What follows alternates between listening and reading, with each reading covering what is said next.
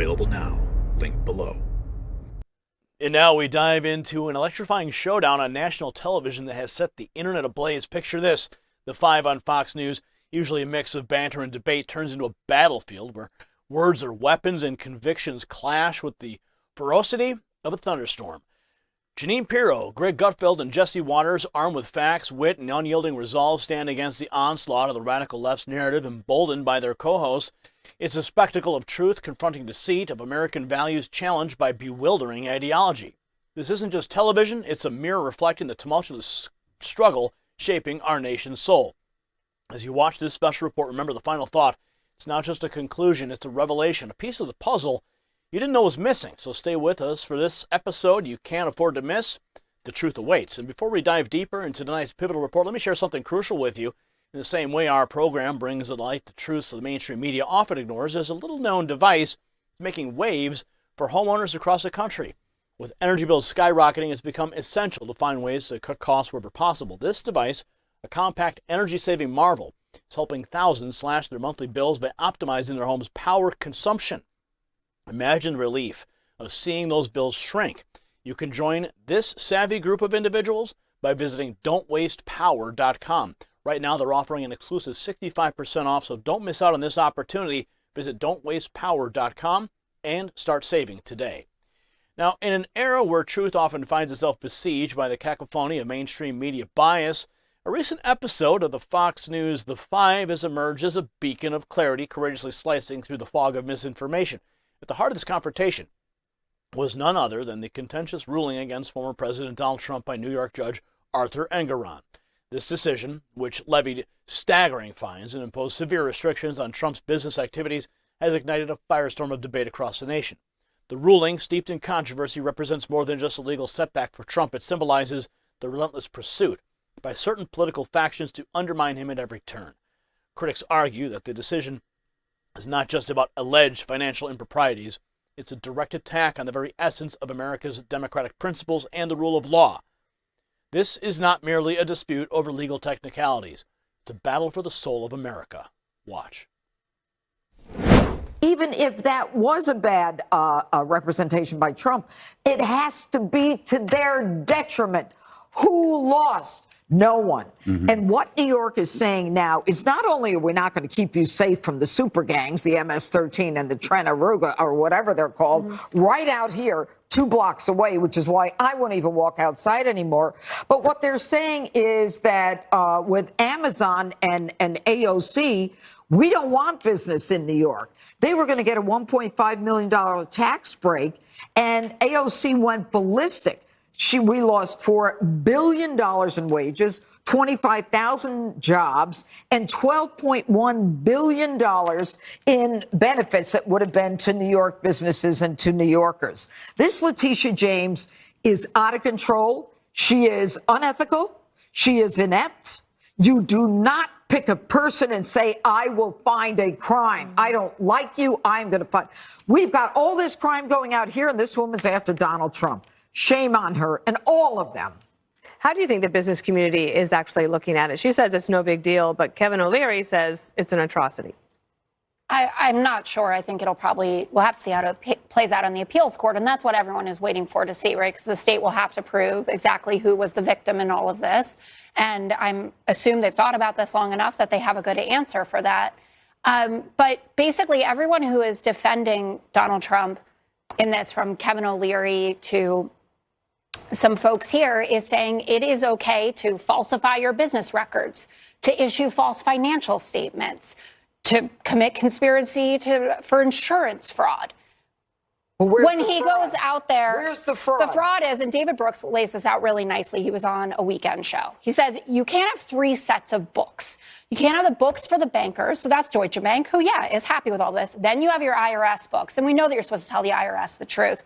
And then you have a set of books with the real numbers, I guess, which is what Alan Weisselberg had. But Donald Trump continually. There were 3 sets of books. Where do you get that from? Where do you get that from? That's part of what Engoron had said that he because he's a lunatic, it means it didn't exist. Yeah, this is Donald Trump who decides cases based on emotion. Okay. I think emotion is hot at the table, and it is Yes, not it is. emanating from me. So since Donald Trump ran the first time, he has been making this argument. If they could do this to me, they could do this to you. The average person is not inflating their wealth by $800 million to $2.2 billion. They're not sexually assaulting women. They're not storing classified documents in the toilet. They're not fomenting an insurrection. Mar-a-Lago, you remember the documents? Let's focus on this case. We can do we can do a lot. You always do that. No, Jessica, you're doing a laundry list. Really? You You're can say doing a Judge laundry Edgar on this list too. when we're focused on one emotional. topic. We're focused on one topic. Okay. And yes, it does matter. Falsifying your business It does- records. Do you do that? No, I'll tell you what I do, because I'm glad you asked. When you're in a contract negotiation with a company, let's say your contract is up and your company says, we want to renew your contract, and they don't give you a bump in the raise. That's the beginning. And then you come back and you go, you know what? I'm going to ask for the frickin' moon, which I always do. And I know I'm not going to get the moon, but I also know at the end of the day, they're going to see everything. I can say, I want $100 million over the next 6 months. They're going to laugh, laugh, laugh. But that doesn't mean I broke the law. It means this is what you put down in a negotiation. And as the judge said, it's all transparent. They actually see it. There is no fraud here, which is why you're bringing up other stuff. No, it's not. I started with that, and then I said, actually, it's a pattern. Well, I'm sure. I gotta get Jesse in. Let's just give you the final word. I was going to say, you obviously, with respect, Jessica, know nothing about real estate valuations, real estate development, or the IRS, or getting loans from big banks to develop skylines in New York City. Donald Trump did more for New York City than 1,000 Letitia James has done. And if you look at this history of this case, she's gone after now Cuomo, Donald Trump, the NRA, the NYPD, and she's done nothing on street crime, nothing on real white-collar crime. And then her phony friend, Alvin Bragg, if you just try to defend yourself working at a bodega or on the subway, he goes after you. That's why 160 businesses have left New York. That's why almost 1 million New Yorkers have left. This is an unsafe climate if you have a certain political opinion. It's why companies don't do business in Venezuela, Russia, Pakistan, because it's corrupt. Because if you're on the other side of the political people that are in power at the time, they'll target your business. And I like the fact that you said you're not supposed to mess with your books or you're supposed to tell the truth to the IRS, because that's not what the Biden family business has done. Oh, my God. And all we're saying, Jessica, is we want fair treatment. You're looking at a mountain of evidence where the guy doesn't even have a business card. The Bidens don't even have a website, and there's diamonds missing, there's tax fraud. He's sitting down to dinner with Russian billionaires and then leaving them off the sanctions list. Donald Trump, you can see what he does. No one's complaining about this. Bidens are ripping people off, and then they're getting away with it. Could we talk about the FBI informant that was a total con? Yeah, no, it's not a con. He's arresting the guy that blew the whistle. The special counsel just came out with it. He's arresting the guy that blew the whistle on him, Jessica. Oh, okay. All right, just like they did with the Israeli. How come they don't arrest? And I would argue that wasn't respectful. How come they didn't arrest the FBI informant who had the Russia collusion? How come they didn't arrest Curveball that said there was WMDs in Iraq? We're just going to arrest? Wow. Unbelievable. Now, in that heated exchange on the 5, Jeanine Pirro, a former judge herself, she didn't mince words as she blasted the actions of Attorney General Letitia James and Judge Engoron.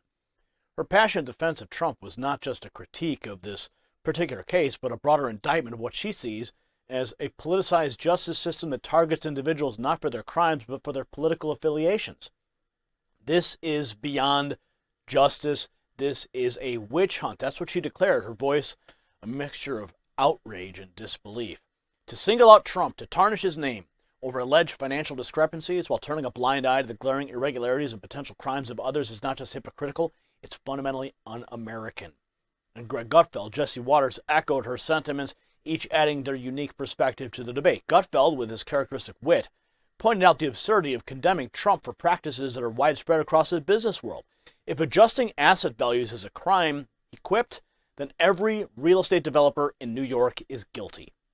And then Waters, on the other hand, brought a more analytical approach to discussion. He dissected the legal arguments against Trump, highlighting the speculative nature of many claims and the dangerous precedent such a ruling sets for entrepreneurs and business leaders across the country.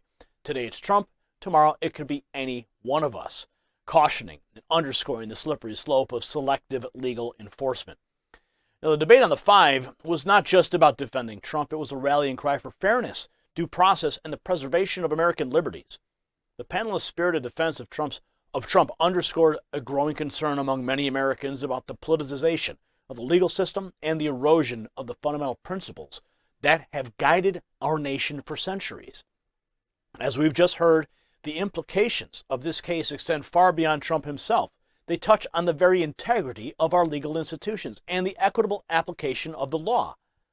The controversy surrounding Engoron's ruling against Trump is emblematic of a larger, more troubling trend, the weaponization of the legal system for political ends. In light of these developments, it's imperative that we as a nation remain vigilant.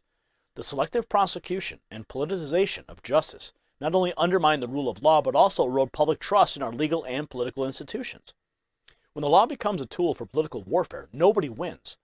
The case against Trump, fraught with legal and ethical questions, serves as a stark reminder of the importance of maintaining impartiality and fairness in our justice system. Critics of the ruling argue it sets a dangerous precedent, one that could have far-reaching implications for the business community and for political discourse in America. By targeting Trump with such a heavy-handed approach, the message being sent is clear. Political adversaries are not just opponents to be debated, but enemies to be crushed. This approach to justice is not only divisive, it's detrimental to the very fabric of our society. It fosters an environment of fear and suspicion where individuals are reluctant to speak out or take bold actions for fear of retribution. This is not the America that our forefathers envisioned, nor is it the America that we should aspire to be. The ruling against Trump, regardless of one's political affiliations, should be a wake-up call. It highlights the need for serious conversation about the role of justice in our society and the dangers of allowing political motivations to influence legal outcomes. As Americans, we must demand better from our legal system and from those who wield its power. In closing, the fiery debate on the five is more than just television drama. It's a microcosm for the broader struggle for justice, fairness, and the preservation of American values. As we navigate these turbulent waters, let us not lose sight of what's truly at stake: the principles of liberty, justice, and equality that define us as a nation. And before we proceed to my final thought, an important message as the pivotal 2024 election approaches. Understanding the intricate forces at play in our nation is vital. The silent coup unravels the layers of political intrigue and the deliberate media obfuscation. In these critical times, being informed is your shield, so acquire your copy today, maintain your awareness, empower yourself, and let's take control of our collective destiny. You'll find the link in this video's description. And now, my final thought. In today's discourse, we've traversed the tumultuous terrain of justice, media bias, and political persecution. The case against former President Trump is not merely a legal battle, it's a stark illustration of the challenges facing our republic. When the scales of justice are tipped by political agendas, it erodes the bedrock of our nation's integrity. This isn't just about one man's fight in the courtroom. It's a clarion call to all Americans to stand vigilant against the misuse of legal authority. As we reflect on the spirited defense by Pirro, Gutfeld, and Waters, let us remember the importance of due process, fairness, and the unwavering defense of our liberties. For if we allow the politicization of justice to go unchallenged, we risk losing the very soul of America. Thank you for watching. If you got value from this report, tap subscribe and tell a friend. Congratulations, you made it to the end of the video. Now keep up your quest for truth with this next news report. And if you found our channel enlightening, join the millions who agree with you. Tap subscribe. Thank you for watching the Next News Network.